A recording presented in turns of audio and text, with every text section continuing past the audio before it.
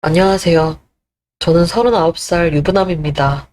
어디 가서 불행 배틀하면 지지 않을 정도로 불행하고 불운한 인생을 살았던 사람이죠. 세상에 다양하고 많은 부모가 있지만 저는 남들보다 더 운이 없었던 것 같습니다. 낳아줬다고 해서 부모가 다 부모는 아니라는 걸 아버지와 새어머니 밑에서 자라면서 깨달았거든요. 살아보니 세상엔 부모 같지 않은 부모도 분명 존재하더군요. 지금은 기억조차 희미한 어린 시절, 늘 방에 누워만 계셨던 어머니는 결국 원래 갖고 계시던 지병으로 인해 이른 나이에 세상을 떠나셨습니다. 6살이라는 어린 나이에 저는 어머니를 잃었고 아버지와 단둘이서 살았습니다. 아버지는 늘 바빴습니다. 어린 저에게 전혀 신경 써주지 못하셨죠. 늦은 밤까지 혼자 집에 있는 날도 많았습니다. 그러다 보니 제대로 먹지 못해 늘 배고픔에 시달려야 했고 잘 씻지 못해 냄새 난다며 동네의 또래 아이들은 늘 저를 멀리했습니다. 그러던 어느 날 아버지가 젊은 여자를 집에 데려왔습니다. 앞으로는 그분이 저의 엄마가 되어줄 거라고 하셨죠. 새어머니는 친절하고 다정한 분은 아니셨습니다. 아버지처럼 차갑고 무관심한 분이었죠. 그래서 저는 처음 새어머니를 봤을 때 너무 무서워서 인사도 겨우 했었습니다. 저희 어머니와는 너무 다른 분이었어요. 무서울 정도로 빨간 입술에 여우처럼 바짝 올라간 눈매가 저를 겁먹게 만들었습니다. 아마 절 보는 눈빛이 너무 차가워서 더 무섭다고 느꼈던 것 같습니다. 저는 이름도 없었습니다. 아니, 이름은 있었지만 제 이름을 불러주는 사람은 아무도 없었습니다. 다 저에게 관심이 없었고 늘 저를 투명인간처럼 취급했습니다. 새어머니는 가끔 절 불러야 할 일이 생기면 이름이 아닌 야라고 저를 부르셨습니다. 외로웠습니다. 세상 물정 모르는 어린 나이였지만 세상에 날 사랑해주는 이가 하나도 없다는 사실이 늘 저를 외롭게 만들었습니다. 시간이 갈수록 저는 점점 더 입을 닫게 됐고 웃지도 울지도 않게 됐습니다. 그러다 제가 8살이 되던 해 저에게 이복동생이 생겼습니다. 남자아이였습니다. 처음 아기를 안고 집으로 오셨던 아버지와 새어머니 얼굴을 아직도 선명하게 기억합니다. 두 분 다 한 번도 본 적 없는 환한 미소를 짓고 계셨습니다. 저한테는 단 한 번도 보여준 적 없는 미소였습니다. 저는 말 못하고 누워있는 그 갓난아이가 너무 부러웠습니다. 아버지와 새어머니께 사랑과 관심을 늘 받았으니까요. 그리고 동생이 태어난 이후로 저는 전보다 더 힘들어졌습니다. 전에는 투명인간 그 이상도 이하도 아니었는데 동생이 태어난 이후로는 저는 집에서 일꾼, 노예 취급을 받았습니다. 아침엔 늘 동생 보느라 힘든 어머니를 대신해 새벽 6시에 일어나 밥을 지어야 했고 가족들이 먹을 아침을 다 차려놓은 후 학교 갈 준비를 해야 했습니다. 학교를 다녀온 후에는 바로 설거지통에 쌓여있던 설거지를 하고 다시 저녁에 먹을 밥을 지어야 했습니다. 그 후에는 동생이 썼던 청기저귀와 가제수건 등을 모두 손으로 빨래하여 다시 쓸 수 있도록 널어놓고 집의 모든 방을 손으로 걸레질했습니다. 어찌나 할 일이 많은지 시간이 촉박해 허리 펼 시간조차 없었습니다. 그래도 열심히 하면 아버지와 어머니가 알아주실 거라는 희망 안으로 버텼습니다. 매일 이렇게 하면 언젠가는 저도 조금은 예뻐해 주지 않을까 생각했습니다. 저는 저녁도 같이 먹지 못했습니다. 새어머니가 먼저 동생을 먹이고 나면 새어머니도 식사를 해야 했기 때문에 그때 제가 동생을 맡아 트름을 하게 하고 식사를 마칠 때까지 동생을 안고 서 있어야 했습니다. 그것에 대해 불만은 없었습니다. 갓난아이였던 동생은 제 눈에도 참 예쁜 아이였고 순한 아이였습니다. 저는 동생이 좋았고 하루 종일 동생을 돌본다 해도 기쁠 정도로 동생을 사랑했습니다. 하지만 새어머니는 제가 동생을 만지는 걸 극도로 싫어하셨습니다. 그래서 밥 먹는 시간에만 저에게 동생을 맡기셨고 그 시간 외에는 저는 동생에게 가까이 갈 수 없었습니다. 새어머니가 식사를 다 하고 나면 늘 빼앗듯 제게서 동생을 안아갔거든요. 그러면 저는 새어머니와 아버지가 먹은 상을 치우고 주방 구석에서 혼자 밥을 먹었습니다. 반찬은 밥, 간장, 그게 전부였습니다. 다른 건 먹을 게 없었습니다. 그래도 시장이 반찬이라고 배고플 때 먹으니 그것만으로도 충분히 맛있었습니다. 밥을 먹고 난 후로는 설거지를 하고 방에 들어가 숙제를 하거나 공부를 했습니다. 새어머니가 절 보기 싫어하셨거든요. 그땐 그런 생활도 감사했습니다. 두 분이 날 버리지 않은 것만으로도 감사하다 생각했죠. 저는 늘 쫓겨날 수도 있다는 불안감에 휩싸여 살았습니다. 조금이라도 새어머니나 아버지의 신경을 거스르면 버림받을 거라고 생각했죠. 그러다 보니 두 분의 말에 토 한 번 한 적 없었습니다. 늘 네 하며 따랐고 시키는 대로 다 했습니다. 동생이 점점 커가면서는 몸과 마음 둘 다 고단해지기 시작했습니다. 동생은 집에서 거의 왕이었고 저는 그런 동생에게 종 같은 존재였습니다. 늘 아나무인처럼 굴었고 제가 자신의 요구를 들어주지 않으면 저를 때리거나 새어머니와 아버지 앞에서 큰 소리로 울음을 터뜨렸습니다. 그럴 때면 저에게는 늘 불호령이 떨어졌습니다. 아버지는 형답게 굴라며 허리띠로 제 몸을 마구 때리셨고 새어머니는 꼴도 보기 싫으니 집에서 나가 대문 앞에 서 있으라고 하셨습니다. 추운 날 팬티바람으로 쫓겨나 맨발로 집 앞에 서 있던 적도 있었습니다. 그래서 저는 동생의 요구를 거절할 수 없었습니다. 그럴 권리조차 없었죠. 막무가내이던 동생은 커갈수록 더 멋대로 굴었습니다. 저를 형으로도 가족으로도 존중하지 않았고 제가 신경이 거스를 때면 저를 때리고 제가 하지 않았던 일을 부모님께 이르며 혼나는 제 모습을 보고 웃었었죠. 어느 날은 저한테 그러더라고요. 자기 앞에서 숨도 쉬지 말라고요. 사람이 그렇게 악할 수 있다는 걸 남동생을 보고 처음 알았습니다. 왜 그렇게 절 미워했는지 모르겠지만 동생은 저와 눈을 마주칠 때면 늘 욕을 하거나 주먹을 날렸습니다. 저는 집에서 벗어나고 싶었습니다. 세상이 지옥 같았죠. 그래서 20살이 되자마자 군대로 도망치듯 입대했습니다. 군 생활을 하는 동안 너무 행복했습니다. 집에 가기 싫어서 휴가도 다 반납했어요. 가족들은 군 생활 내내 연락 한 번, 면회 한 번 온 적 없었고 저 역시 연락하지 않았습니다. 제대 날짜가 다가올수록 제대하기 싫어서 아예 군대에 말도 박을까 고민한 적도 있었습니다. 결국 저는 전문 하사까지 마치고 하사 전역을 했습니다. 전역을 하고 집에 갔는데 모르는 사람이 문을 열고 나오더군요. 네, 가족들은 이미 이사를 간 후였습니다. 저에게 따로 연락도 없이 이사를 갔더군요. 완벽하게 버려진 기분이었습니다. 그날 저는 마음속에 일말의 미련처럼 남아있던 가족들을 마음에서 버렸습니다. 그리고 일할 곳을 찾기 시작했습니다. 배움이 긴 것도 아니고 내세울 거라고는 젊은밖에 없었기에 제가 일할 수 있는 곳은 많지 않았습니다. 그래서 봉사장에서 막노동을 하며 돈을 벌었고 저 하나 편히 쉴 수 있는 월세방 하나 얻기 위해 쉬지 않고 일만 했습니다. 다행히 군 시절 모아놨던 돈들이 있어 어렵지 않게 원룸을 구할 수 있었습니다. 있어야 할 옵션도 다 있어서 사는데 전혀 지장이 없었습니다. 저는 더 열심히 일해서 돈을 모았습니다. 하루라도 빨리 전셋집을 얻고 싶었죠. 당시 그런 저에게 낙이 하나 있었습니다. 바로 일주일에 한 번씩 제가 먹고 싶은 음식을 멋없이 먹는 거였죠. 그 중에서도 제가 제일 좋아했던 건 족발이었습니다. 그 가게는 여자 사장님 혼자 운영하시던 가게였는데 맛도 맛이지만 제 발길에 이끄는 특별한 사람이 있었습니다. 주말 저녁마다 사장님 따님이 사장님을 돕기 위해 서빙을 했었는데 어찌나 상냥하고 예쁜지 자꾸만 눈길이 가더군요. 저는 거의 매주 그 가게로 향했고 그러다 자연스럽게 족발집 모녀와 친해졌습니다. 하지만 그렇다고 제 주제에 그분을 감히 넘볼 수나 있나요? 저는 이 정도의 관계만으로도 충분히 행복했습니다. 만족했죠. 그러다 평소보다 더 늦은 시간에 족발을 먹으러 갔는데 잔뜩 취한 남자 넷이서 진상을 부리고 있더군요. 자기들끼리 가게에서 시끄럽게 굴며 술 마시는 것도 모자라 사장님 딸에게 추근덕거리고 있었습니다. 피가 거꾸로 솟는 기분이었습니다. 감히 말조차 붙이기 조심스러운 그녀가 그런 취급을 받고 있다는 게 화가 났습니다.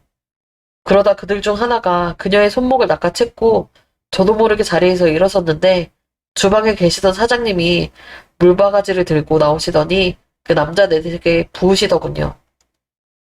이것들이 여기가 어디라고 수작질이야? 계집질이 그렇게 하고 싶으면 저기 옆 뒤에 가면 여자들 있으니까 거기 나가. 여기가 무슨 웃음 팔고 몸 파는 곳인 줄 알아? 다 썩 꺼져! 안 꺼져? 사장님은 딸의 손목을 잡고 있는 남자의 손을 팍 친 뒤 딸을 자기 뒤로 숨겼습니다. 그리고 잔뜩 취해 있던 남자 넷은 사장님을 보며 거의 때릴 듯 달려들었습니다. 가게는 더욱 시끌벅적해졌고 저는 더 이상 망설이지 않고 사장님께 다가갔습니다. 두 모녀를 지키기 위해서요. 그런 저에게 금방이라도 주먹이 날라올 줄 알았지만 드라마나 영화에서 보던 그런 일은 일어나지 않더군요.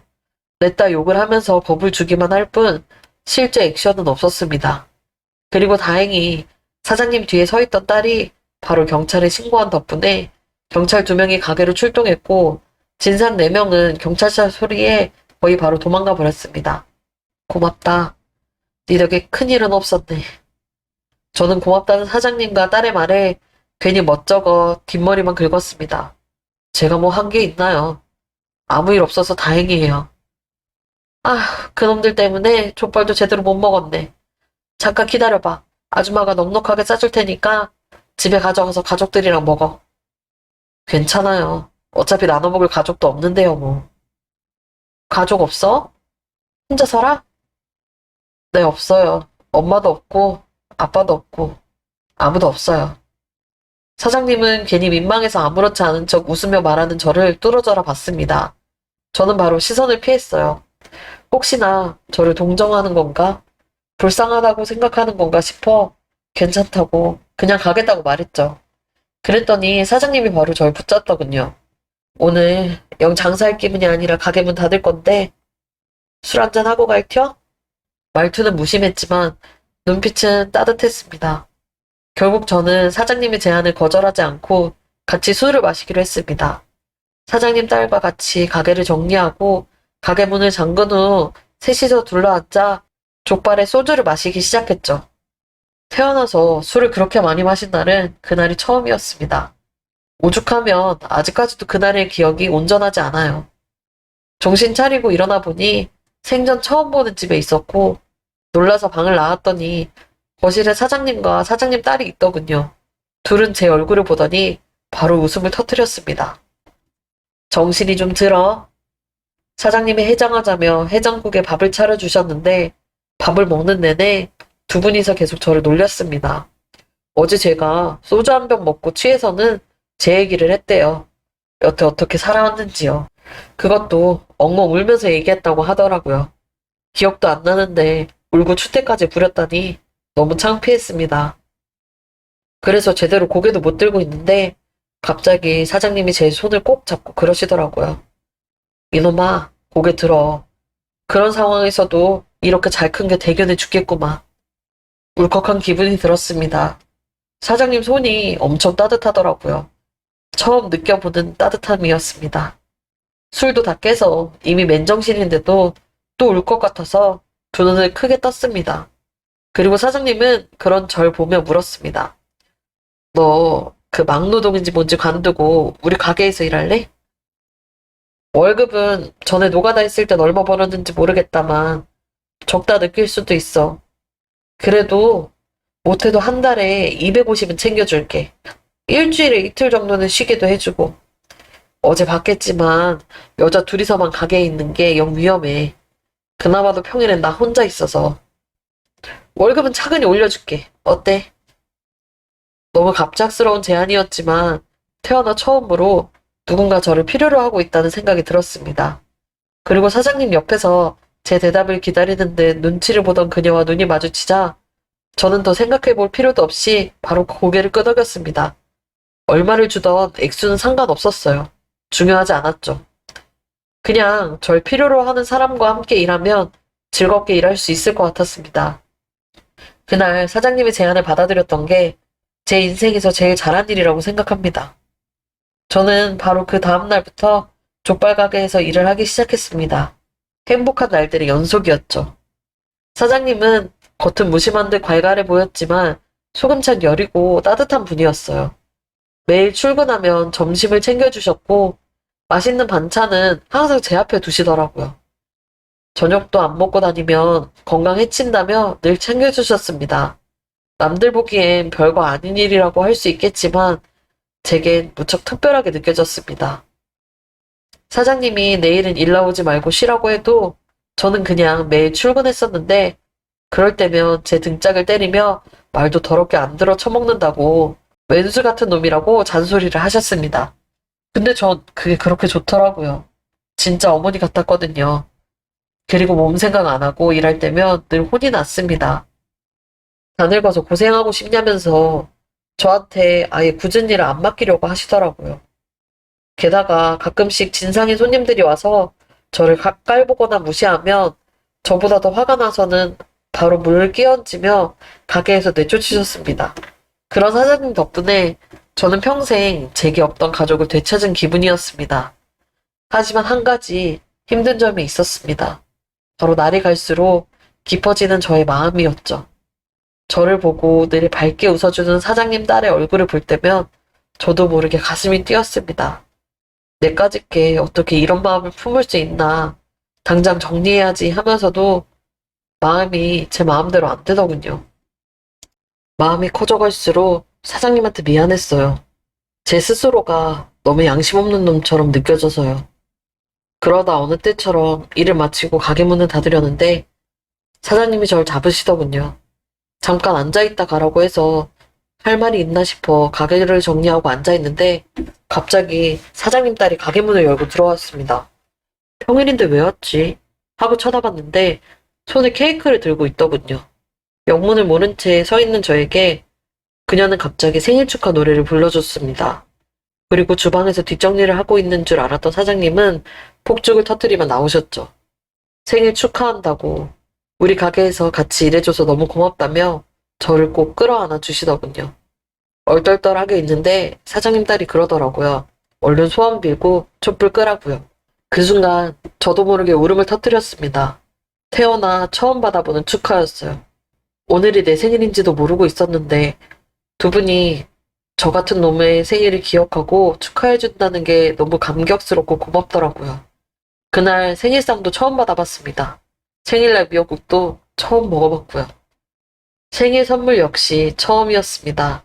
그녀는 저에게 지갑을 안 들고 다니는 것 같아서 샀다며 지갑을 선물로 건네줬고 사장님은 저에게 사내놈이 멋진 시계 하나쯤은 차고 다녀야 한다며 시계를 주셨습니다. 그렇게 소리내어 울어본 날은 처음인 것 같습니다. 바보같이 계속 눈물이 나더라고요. 그런데 고마움이 커질수록 죄책감 역시 더 커졌습니다. 제 마음이 계속 포기가 안 됐거든요.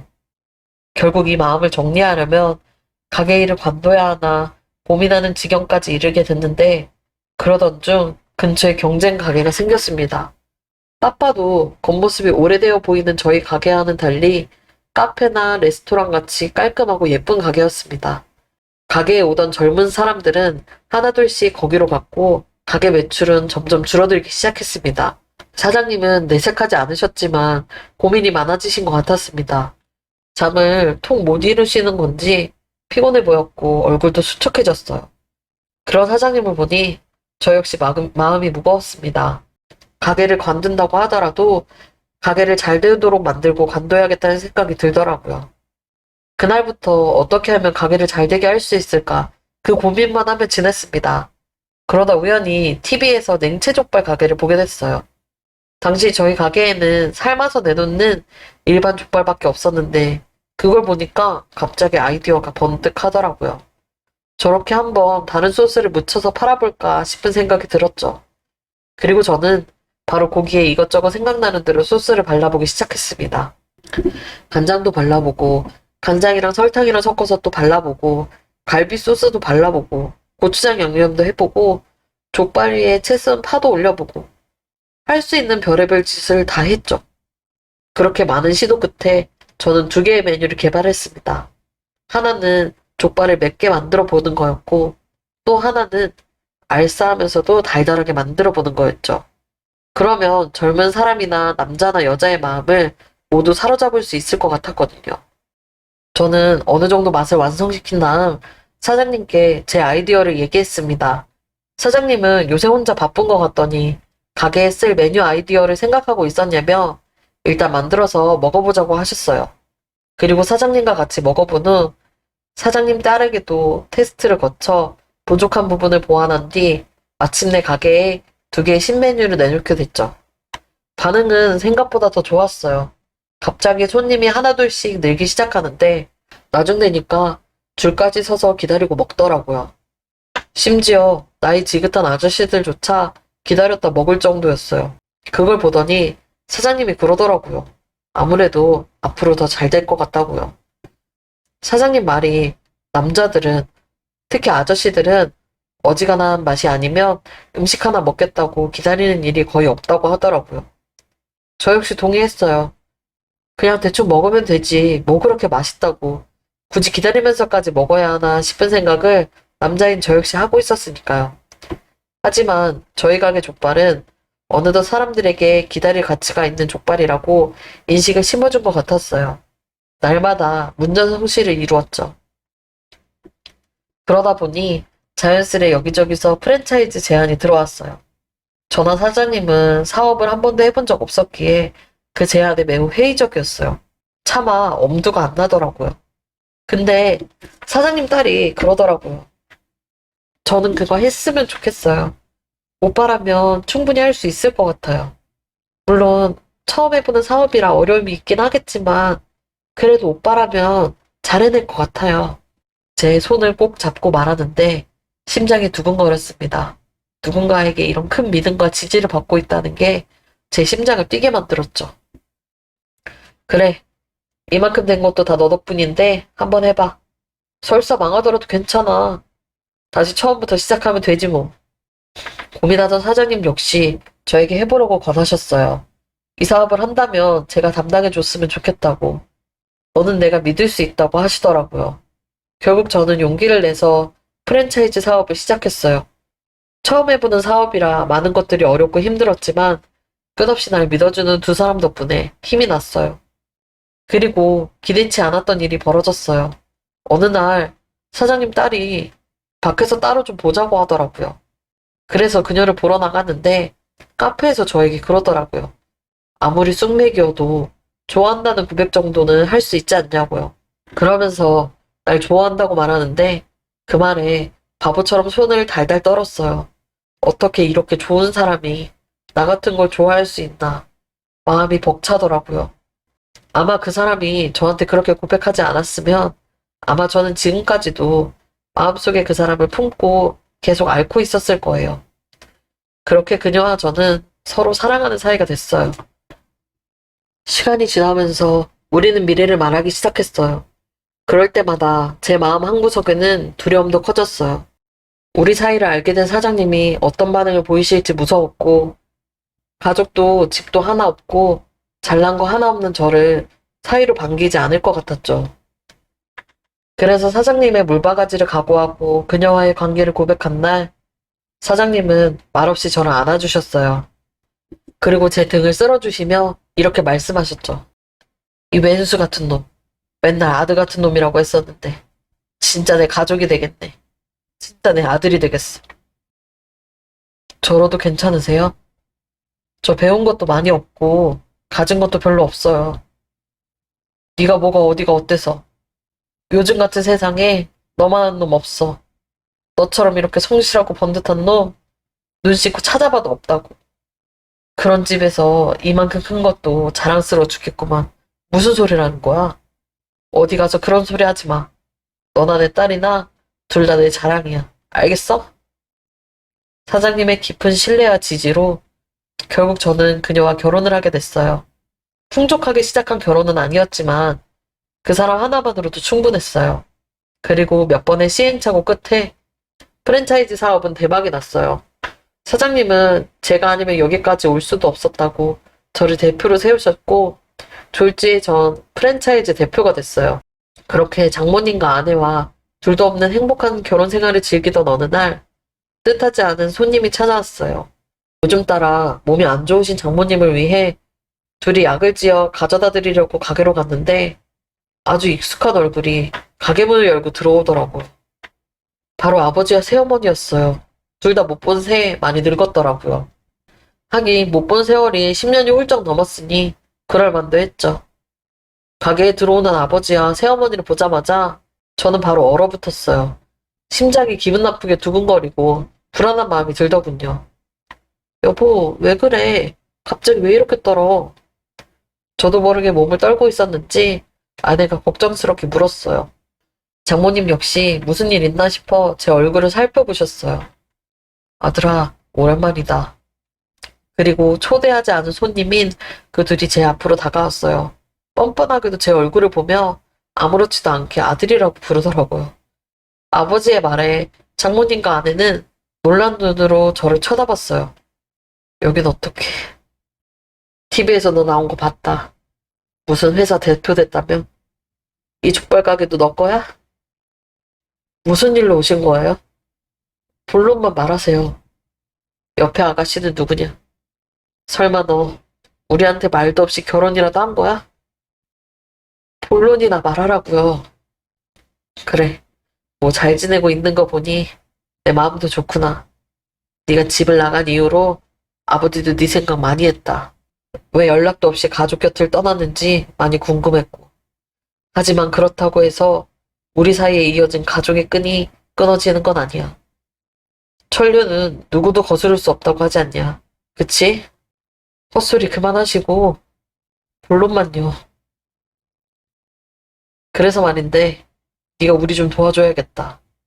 네 동생 기억하지? 걔가 아주 이번에 큰 사고를 쳐서 말이야. 불안한 듯 뛰고 있던 심장이 뚝 하고 멈추는 기분이 들었어요. 가족을 운운하던 아버지가 이제 무슨 얘기를 꺼낼지 예상이 되니 허무하고 어이가 없어서 저도 모르게 웃음이 나더라고요. 아니 여보, 뭐 그렇게 눈치 보면서 말해요. 답답하게. 너도 알지? 우리가 너 안 버리고 20년 동안 곱게 잘 키워준 거. 나는 네가 사람이면 은혜를 알 거라고 생각한다. 우리가 돈이 좀 필요해. 많이는 아니고 한 3억 정도? 네가 그 돈 좀 해줘야겠다. 제가 왜요? 집안이 다 망하게 생겼는데 왜냐니? 사채업자가 걸핏하면 찾아와서 네 아버지랑 나랑 죽인다고 하는 판이야 지금. 이러다 우리 둘 다 장기 떼이게 생겼다고. 근데 왜냐는 말이 나와? 네 동생이 도박에 빠져갖고 집문서 해먹은 것도 모자라서 사채까지 쓰고 날라버렸다. 이러다 우리 가족 진짜 다 죽어. 사채가 얼마나 무서운 건지 너도 알 거 아니냐. 놀라웠어요. 경악스러울 정도였죠. 둘 다 어떻게 저렇게 뻔뻔할 수 있는지 겨우 절 찾아와서 한다는 소리가 돈을 달라는 말이라니 화가 치밀었습니다. 저 돈 없어요. 그러니까 저한테 뭐 뜯어먹을 생각하지 마세요. 두 분한테는 단 한 푼도 못 드리니까. 뭐? 이게 키워주는 애도 모르고 이래서 머리 검은 짐승은 거두는 게 아니라는 말이 괜히 있는 게 아니라니까? 키워주긴 뭘 키워줘요. 대체 날 언제 키워줬다고. 내가 가족이긴 했어요. 날 가족처럼 대해주긴 했냐고요. 울분 섞인 제 말에 새어머니는 제 뺨을 내리쳤어요. 은혜도 모르는 새끼. 그때 버렸어야 했는데. 저를 보며 흥분한 듯 목소리를 높이셨죠. 그때 상황을 지켜보던 장모님이 물바가지를 들고 나오셨어요. 그리고는 아버지와 새어머니를 향해 망설임 없이 찬물을 좀 확 뿌리셨죠. 두 사람은 물을 맞자마자 놀란 듯 벌떡 일어서며 난리를 쳤어요. 단연간의 경험으로 물을 뿌리는 데는 아주 도 같으신 장모님은 얼굴 쪽으로 아주 정확하게 물을 뿌리시더라고요. 이것들이 돌았나. 어디서 남의 사위한테 손찌검이야?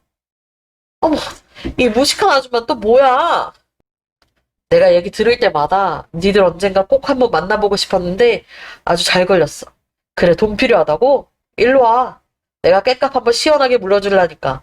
돈 엿논다. 일로 오라고. 엄마 참아.